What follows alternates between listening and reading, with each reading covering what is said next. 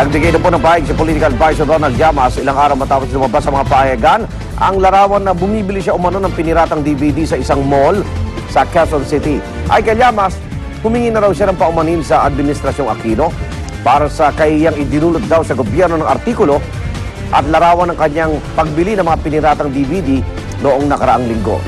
Piniliwanag din sa statement, hindi pa interview.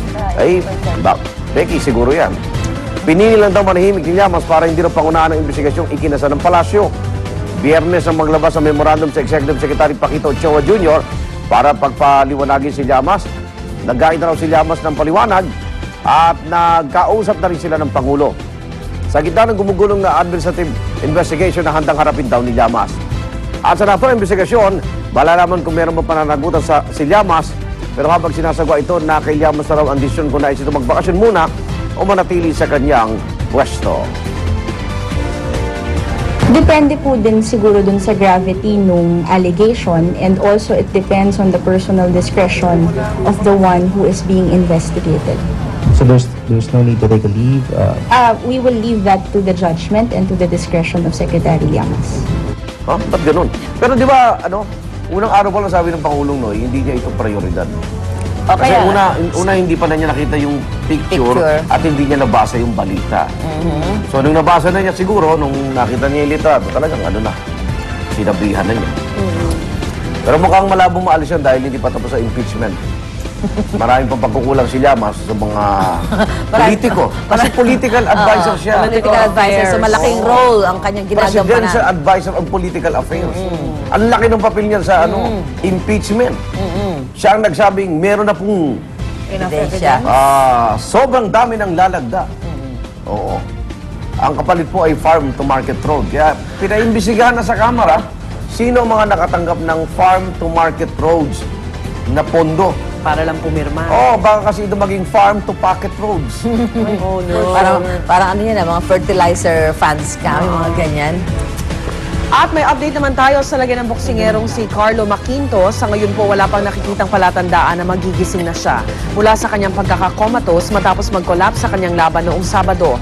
Pero kwento ng ina ni Maquinto, may pag-asang hatid raw ang paggalaw ng daliri ng boksingero at pagluha nito ng kanyang kausapin kahapon.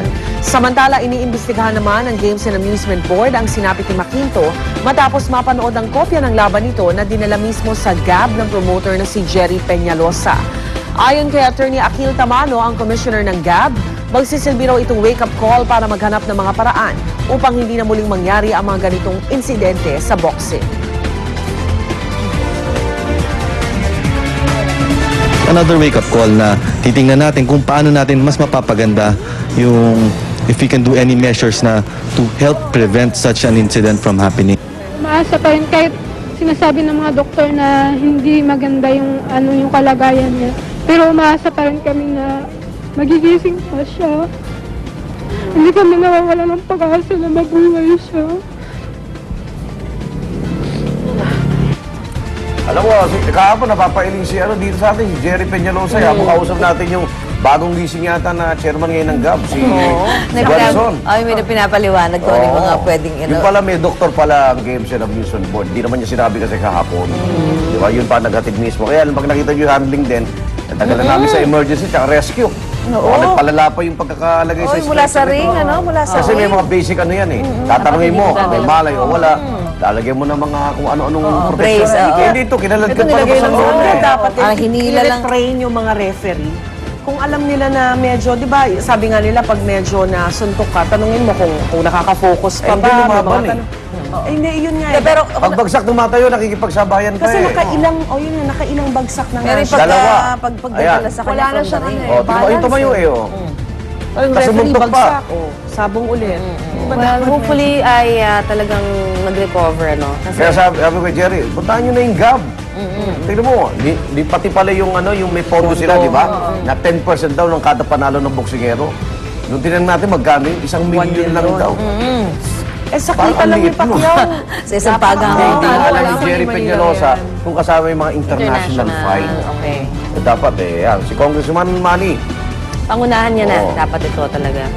Samantala, isang operasyon na po ang isinagawa naman sa loob ng Enclave Executive Townhome sa Green Meadows Avenue, Quezon City sa isang pinaghihinalaang drug den sa naturang lugar.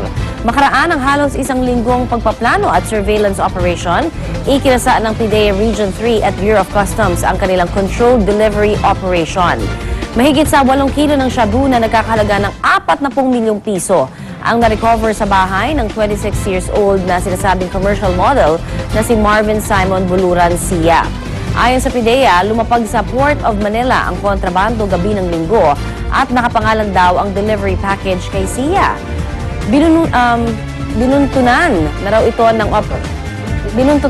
ito ng operating team hanggang sa ma-deliver ang package sa unit ng suspect.